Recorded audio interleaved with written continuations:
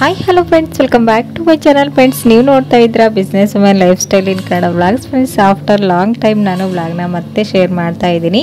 So ನಾನು business women ಮಾತ್ರನೇ ಆಗಿದ್ದೆ. ಸೊ ಇವಾಗ ಆ್ಯಸ್ ಎ B.Ed ಸ್ಟೂಡೆಂಟ್ ಕೂಡ. ಸೊ ಹಾಗಾಗಿ ಸ್ವಲ್ಪ ಟೈಮ್ನ ಒಂದು ಮ್ಯಾನೇಜ್ಮೆಂಟ್ ಮಾಡೋದ್ರಲ್ಲಿ ಸ್ವಲ್ಪ ಕಷ್ಟ ಆಯಿತು. ಸೊ ನನಗೂ ಕೂಡ ಔಟ್ಸೈಡ್ ಹೊಸದಾಗಿರೋದ್ರಿಂದ ಸ್ವಲ್ಪ ವ್ಲಾಗ್ನ ಹಾಕೋದಕ್ಕಾಗಲಿಲ್ಲ. ಸೊ ಹಾಗಾಗಿ ಇವಾಗಿಂದ ನಾನು ಡೈಲಿ ವ್ಲಾಗ್ನ ಅಪ್ಲೋಡ್ ಮಾಡಬೇಕಂತ ಅಂದ್ಕೊಂಡಿದ್ದೀನಿ. So sorry to say this, ತುಂಬ ಚೆನ್ನಾಗಿ ಮೆಸೇಜನ್ನು ಮಾಡ್ತಾ ಇದ್ರಿ, ಯಾಕೆ ಮೇಡಮ್ ನೀವು ಬ್ಲಾಗ್ನ ಹಾಕ್ತಾ ಇಲ್ಲ, ನಾವು ಡೈಲಿ ನೋಡ್ತಾ ಇದ್ದೀವಿ ನಿಮ್ಮ ವೀಡಿಯೋಸ್ ಅಂತ. So thank you so much ಯಾರೆಲ್ಲ ಸಪೋರ್ಟ್ ಮಾಡ್ತಾ ಇದ್ದೀರಾ, ಹಾಗೂ ಸಪೋರ್ಟ್ ಮಾಡ್ತಾ ಇರೋರಿಗೂ ಕೂಡ ತುಂಬಾ ಥ್ಯಾಂಕ್ಸ್. ಮುಂದೆ ನೋಡಿ ನೀವು ಕೂಡ ಸಪೋರ್ಟ್ ಮಾಡ್ತೀರಾ ಅಂತ ಅಂದ್ಕೊಂಡಿದ್ದೀನಿ. ಸೊ ಇವತ್ತು ಕಾಲೇಜ್ ಫಸ್ಟ್ ಡೇ ಬ್ಲಾಗ್ ಇದು. ಸೊ ಅದೇ ಪಿಕ್ಗಳನ್ನು ನಾನು ಆಲ್ರೆಡಿ ಅದನ್ನು ಸ್ಟೋರ್ ಮಾಡಿ ಇಟ್ಟಿದ್ದೆ. ಸೊ ಆದಷ್ಟು ನಿಮ್ಮ ಜೊತೆಗೆ ಶೇರ್ ಮಾಡೋಣ ಅಂತ ಅಂದ್ಕೊಂಡಿದ್ದೆ. ಸೊ ಹಾಗಾಗಿ ಇವಾಗ ಶೇರ್ ಮಾಡ್ತಾ ಇದ್ದೀನಿ. ಸೊ ಇಲ್ಲಿ ನೋಡ್ತಾ ಇರ್ಬೋದು, ಇವತ್ತು ಮಾರ್ನಿಂಗ್ ಬೇಗನೆ ಎದ್ದು ಫಸ್ಟ್ ಡೇ ಕಾಲೇಜ್ ಆಗಿರೋದ್ರಿಂದ ಹೊಸ ಎಕ್ಸ್ಪೀರಿಯನ್ಸ್ ಹೇಗಿರುತ್ತೋ ಗೊತ್ತಿಲ್ಲ. ಸೊ ಹಾಗಾಗಿ ಬೇಗನೆ ಎದ್ದು ಎಲ್ಲ ಕ್ಲೀನಿಂಗ್ ಕೆಲಸನ ಮುಗಿಸ್ಕೊಂಡು ಮಧ್ಯಾಹ್ನಕ್ಕೆ ಮತ್ತು ಮಾರ್ನಿಂಗ್ 2 ಟೈಮ್ ಆಗೋ ಹಾಗೆಯೇ ಕ್ಯಾಪ್ಸಿಕಮ್ ಮತ್ತು ಚಪಾತಿ ರೈಸ್ ಎಲ್ಲನೂ ರೆಡಿ ಮಾಡ್ಕೊಳ್ತಾ ಇದ್ದೆ.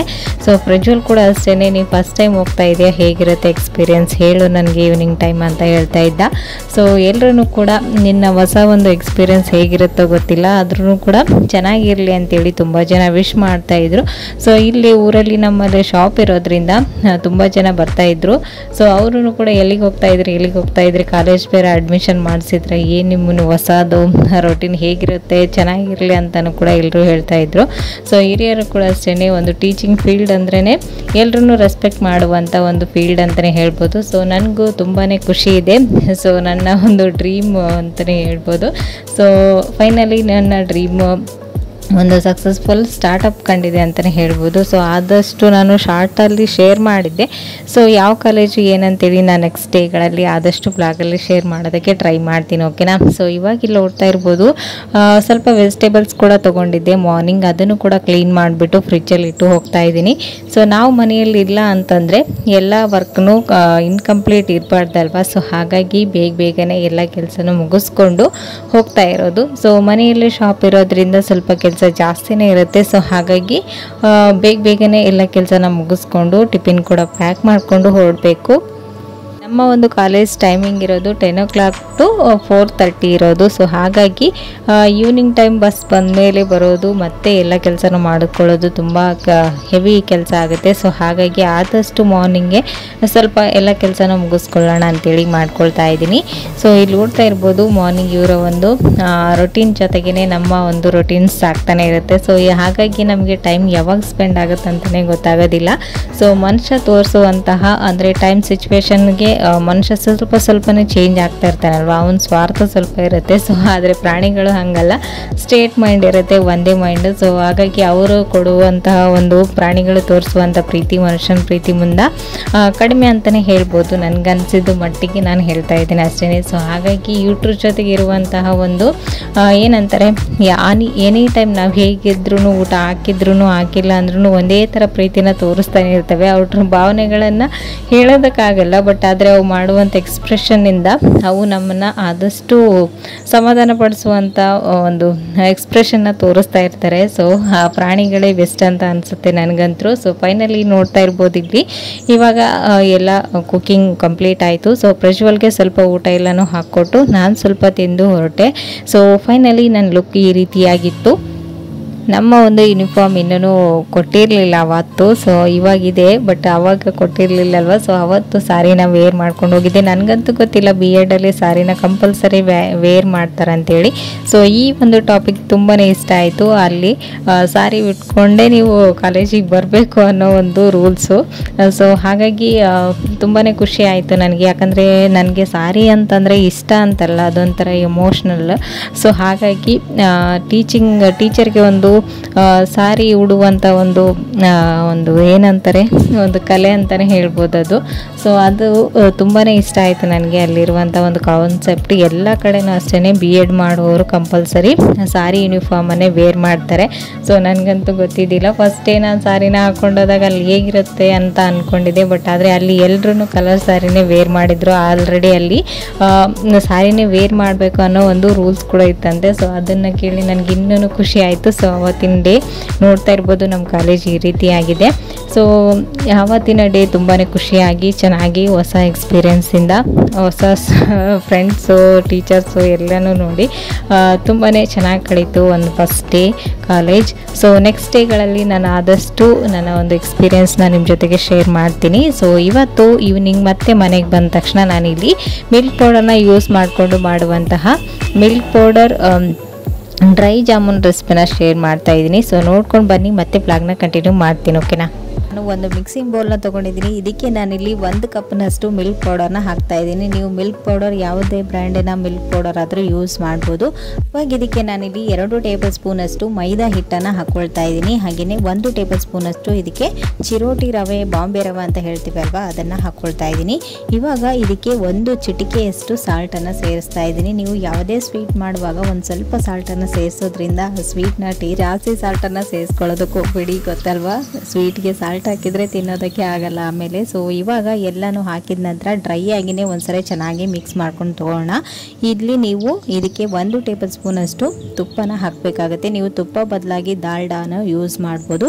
ತುಪ್ಪ ಹಾಕಿದರೆ ಫ್ಲೇವರ್ ತುಂಬ ಚೆನ್ನಾಗಿರುತ್ತೆ ಅಂತೇಳಿ ಅಷ್ಟೇ. ಇವಾಗ 1 ಟೇಬಲ್ ಸ್ಪೂನಷ್ಟು ತುಪ್ಪನ ಹಾಕಿಬಿಟ್ಟು ಮೊದಲಿಗೆ ಇದನ್ನು ಚೆನ್ನಾಗಿ ಒಂದ್ಸರಿ ಮಿಕ್ಸ್ ಮಾಡ್ಕೊಂಡು ತೊಗೊಳ್ಳಿ. ಇವಾಗ ಇದೆಲ್ಲವೂ ಕಂಪ್ಲೀಟಾಗಿ ಚೆನ್ನಾಗಿ ಮಿಕ್ಸ್ ಆದ ನಂತರ ಇದಕ್ಕೆ 1 ಟೇಬಲ್ ಸ್ಪೂನಷ್ಟು ಮೊಸರನ್ನು ಸೇರಿಸ್ಕೊಳ್ತಾ ಇದ್ದೀನಿ. ಇವೆಲ್ಲ ಇಂಗ್ರೀಡಿಯೆಂಟ್ಸ್ ನಿಮಗೆ ನೆನಪಿದೆ ಅಲ್ವಾ? 1 ಕಪ್ನಷ್ಟು ಮಿಲ್ಕ್ ಪೌಡರ್ಗೆ ನೀವು ಇಷ್ಟೆಲ್ಲ ಕ್ವಾಂಟಿಟಿಯಲ್ಲಿ ಈ ಒಂದು ಐಟಮ್ಸ್ಗಳನ್ನು ನೀವು ಆ್ಯಡ್ ಮಾಡ್ತಾ ಹೋದರೆ ನಿಮ್ಮ ಒಂದು ಗುಲಾಬ್ ಜಾಮೂನ್ ಪರ್ಫೆಕ್ಟ್ ಆಗಿ ಬರುತ್ತೆ. ಓಕೆನಾ? ಇವಾಗ ಮೊಸರನ್ನು ಹಾಕಿಬಿಟ್ಟು ಇದನ್ನು ಬೆರಳಿನ ಸಹಾಯದಿಂದ ನೀಟಾಗಿ ಮಿಕ್ಸ್ ಮಾಡ್ಕೊಂಡು ತೊಗೊಳ್ಳಿ.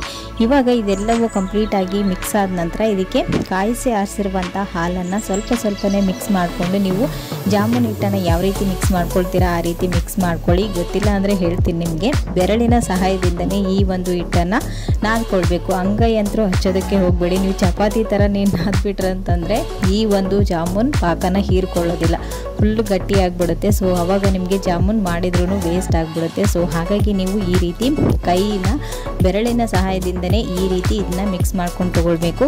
ಹಾಲನ್ನು ಕೂಡ ಅಷ್ಟೇ ಬ್ಯಾಚ್ ವೈಸಲ್ಲಿ ಹಾಕಿ ಈ ರೀತಿ ಇದನ್ನು ಮಿಕ್ಸ್ ಮಾಡ್ಕೊಂಡು ತೊಗೊಳ್ಳಿ. ಓಕೆನಾ? ಸ್ವಲ್ಪ ಪೇಷನ್ಸಿಂದ ಇದನ್ನು ಮಿಕ್ಸ್ ಮಾಡ್ಕೊಂಡ್ರೆ ಆಯಿತು. ಇವಾಗ ಇಲ್ಲಿ ನೋಡ್ತಾ ಇದ್ರೆ ಇದು ಪರ್ಫೆಕ್ಟಾಗಿ ರೆಡಿಯಾಗಿದೆ. ಇವತ್ತಿಗೆ ಒಂದು ಲಿಡ್ನ ಕ್ಲೋಸ್ ಮಾಡಿಬಿಟ್ಟು 1-3 ಮಿನಿಟ್ಸ್ ಇದನ್ನು ರೆಸ್ಟ್ ಮಾಡಲು ಬಿಡೋಣ. ಅಷ್ಟರಲ್ಲಿ ನಾವು ಇದಕ್ಕೆ ಬೇಕಾದಂಥ ಸಕ್ಕರೆ ಪಾಕನ ರೆಡಿ ಮಾಡ್ಕೊಳ್ಳೋಣ. ಓಕೆನಾ? ಇವಾಗ ಇಲ್ಲಿ ನೋಡ್ತಾ ಇದ್ರೆ ನಾನು ಒಂದು ಪ್ಯಾನನ್ನು ಬಿಸಿ ಮಾಡೋದಕ್ಕೆ ಇಟ್ಟಿದ್ದೀನಿ. ಪ್ಯಾನ್ ಬಿಸಿ ಆದ ನಂತರ ಇದಕ್ಕೆ 1.5 ಕಪ್ನಷ್ಟು ನಾನು ಸಕ್ಕರೆನ ತೊಗೊಂಡಿದ್ದೀನಿ.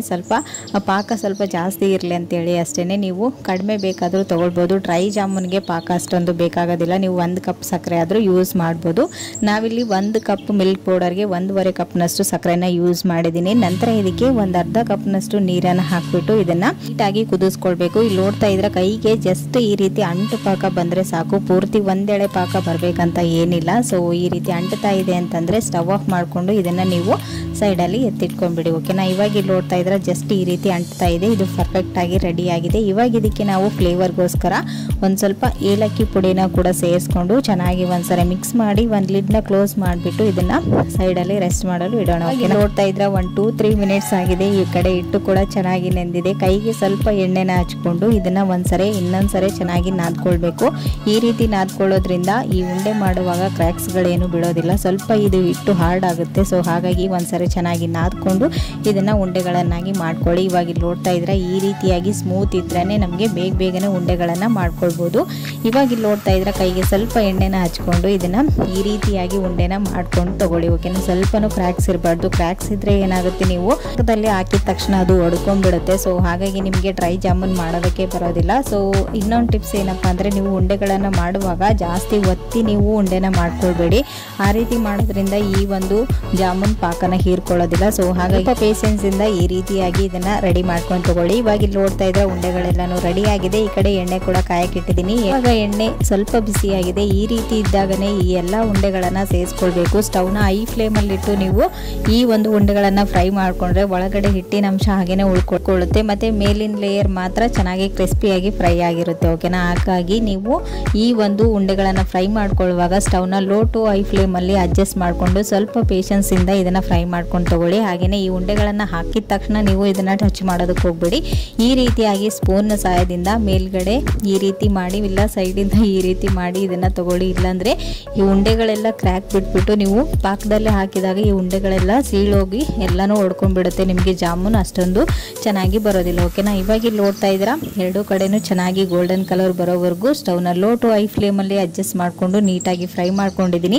ಇವಾಗ ಈ ರೀತಿ ಗೋಲ್ಡನ್ ಕಲರ್ ಬಂದ ನಂತರ ಇದನ್ನೆಲ್ಲನೂ ತೆಗೆದುಕೊಂಡು ನಾವು ಮೊದಲಿಗೆ ರೆಡಿ ಮಾಡಿ ಇಟ್ಕೊಂಡಿರುವಂತಹ ಪಾಕದಲ್ಲಿ ಹಾಕೊಳ್ಳೋದು. ಪಾಕನೂ ಕೂಡ ಅಷ್ಟೇ ಸ್ವಲ್ಪ ಉಗುರು ಬೆಚ್ಚಗಂತ ಹೇಳ್ತೀವಲ್ವಾ, ಆ ರೀತಿ ಇರಬೇಕು. ಪೂರ್ತಿ ತಣ್ಣಗಾದ ಪಾಕದಲ್ಲಿ ನೀವು ಹಾಕೋದ್ರಿಂದ ಈ ಒಂದು ಉಂಡೆಗಳು ಪಾಕನ ಹೀರ್ಕೊಳ್ಳೋದಿಲ್ಲ. ಪಾಕ ಸ್ವಲ್ಪ ತಣ್ಣಗಾಗಿದ್ರೆ ಒಂದು ಸ್ವಲ್ಪ ಬಿಸಿ ಮಾಡಿಕೊಂಡು ಈ ಒಂದು ಜಾಮೂನ್ ಉಂಡೆಗಳಿಗೆ ಇವಾಗ ಒಂದ್ಸರಿ ಚೆನ್ನಾಗಿ ಮಿಕ್ಸ್ ಮಾಡಿಕೊಂಡು ಒಂದು 5 ರಿಂದ 6 ಅವರ್ ಇದನ್ನು ರೆಸ್ಟ್ ಮಾಡಲು ಬಿಡಬೇಕು. ಇವಾಗ ಇಲ್ಲಿ ನೋಡ್ತಾ ಇದ್ದೀರಾ ನಾನು ಇದನ್ನು ನೈಟ್ ಮಾಡಿ ಮಾರ್ನಿಂಗ್ ತೋರಿಸ್ತಾ ಇದ್ದೀನಿ. ಇಲ್ಲಿ ನೋಡ್ತಾ ಇದ್ರೆ ಎಷ್ಟು ಸಾಫ್ಟಾಗಿ ಬಂದಿದೆ ಅಂತೇಳಿ. ಜ್ಯೂಸಿಯಾಗಿ ತುಂಬಾ ಚೆನ್ನಾಗಿ ಬಂದಿತ್ತು. ನಾವು ಜಾಮೂನ್ ಮಿಕ್ಸ್ ಪೌಡರ್ ಸಿಗುತ್ತಲ್ವ, ಆ ರೀತಿ ಮಾಡಿದಾಗ ಯಾವ ರೀತಿ ಸಾಫ್ಟಾಗಿ ಬರುತ್ತೆ ಜಾಮೂನ್, ಆ ರೀತಿನೇ ಬಂದಿತ್ತು. ಇವಾಗ ಇದನ್ನು ಪಾಕದಿಂದ ಸಪ್ರೇಟ್ ಮಾಡಿಬಿಟ್ಟು ನಾವು ಇದಕ್ಕೆ ಕೋಟಿಂಗ್ ಮಾಡೋದಕ್ಕೋಸ್ಕರ ನಾನಿಲ್ಲಿ ಕೊಬ್ಬರಿ ಪೌಡರ್ನ ಹಾಕ್ತಾ ಇದ್ದೀನಿ. ನೀವು ಇದ್ರ ಬದಲಾಗಿ ನೀವು ಬೋರಾ ಸಕ್ಕರೆ ಅಂತೇಳಿ ಸಿಗುತ್ತೆ ನಿಮಗೆ ಬೇಕರಿಗಳಲ್ಲಿ, ಅದನ್ನು ಕೂಡ ಯೂಸ್ ಮಾಡ್ಬೋದು. ನಾನಿಲ್ಲಿ ಡ್ರೈ ಜಾಮೂನ್ ಮಾಡೋದ್ರಿಂದ ಇದರ ಕೋಟಿಂಗ್ ಆಗಿ ಡೆಸಿಕೇಟೆಡ್ ಕೋಕೋನಟ್ ಒಣ ಕೊಬ್ಬರಿನ ಯೂಸ್ ಮಾಡ್ತಾ ಇದ್ದೀನಿ. ಇದನ್ನು ಮೇಲ್ಗಡೆ ಹಾಕಿಬಿಟ್ಟು ಒಂದ್ಸರಿ ಟರ್ನ್ ಮಾಡಿದರೆ ನಮ್ಮ ಸೂಪರ್ ಟೇಸ್ಟಿಯಾದಂತಹ ಡ್ರೈ ಜಾಮೂನ್ ಮನೆಯಲ್ಲೇ ರೆಡಿ. ಸೊ ಫ್ರೆಂಡ್ಸ್ ನೋಡೋದಲ್ವಾ ಎಷ್ಟು ಕಲರ್ಫುಲ್ಲಾಗಿ ಕಾಣಿಸ್ತಾ ಇದೆ ಅಂತೇಳಿ. ಬೇಕರಿಗಳಲ್ಲೆಲ್ಲ ತರ್ತೀವಲ್ವಾ ಡ್ರೈ ಜಾಮೂನ್, ಸೇಮ್ ಅದೇ ಥರನೇ ಕಾಣಿಸ್ತಾ ಇತ್ತು ನೋಡೋದಕ್ಕೂ ಕೂಡ, ಮತ್ತು ಟೇಸ್ಟ್ ವೈಸ್ ಕೂಡ ಅಷ್ಟೇ ತುಂಬಾ ಚೆನ್ನಾಗಿತ್ತು. ಸೊ ಫ್ರೆಂಡ್ಸ್ ನೋಡಿದ್ರಲ್ವಾ ಎಷ್ಟು ಈಸಿಯಾಗಿ ಮನೆಯಲ್ಲಿರ್ತಕ್ಕಂಥ ಸಾಮಾನುಗಳನ್ನೇ ಯೂಸ್ ಮಾಡಿಕೊಂಡು ನಾವು ಒಂದು ಈಸಿ ಸ್ವೀಟ್ ರೆಸಿಪಿನ ರೆಡಿ ಮಾಡ್ಬೋದು ಅಂತೇಳಿ. ಇನ್ಯಾಕೆ ತಡ, ನೀವು ಕೂಡ ಈ ಒಂದು ದೀಪಾವಳಿ ಹಬ್ಬಕ್ಕೆ ಮನೆಯಲ್ಲಿ ಒಂದ್ಸರಿ ಈ ರೀತಿ ಒಂದು ಸ್ವೀಟ್ ರೆಸಿಪಿನ ಟ್ರೈ ಮಾಡಿ ಹೇಗೆ ಬಂತು ಅಂತೇಳಿ ನನಗೆ ಕಮೆಂಟಲ್ಲಿ ತಿಳಿಸಿ. ಓಕೆನಾ? ನಾನು ಮೊದಲಿಗೆ ಹೇಳಿದಾಗೆ ಈ ಒಂದು ಜಾಮೂನ್ನ ನೀವು ಫ್ರಿಜ್ಜಲ್ಲಿಟ್ಟು 15 ಡೇಸ್ವರೆಗೂ ಸ್ಟೋರ್ ಮಾಡಿ ಯೂಸ್ ಮಾಡ್ಬೋದು. ಓಕೆ? ಸೊ ಹೇಳ್ಬೇಕು ನೋಡಿ, ಏನು ಯಾವ ತಿಂಗಳಿದೆ ಇದು? ಯಾವ ತಿಂಗಳು ಹೇಳ? ಯಾವ ತಿಂಗಳಿದು?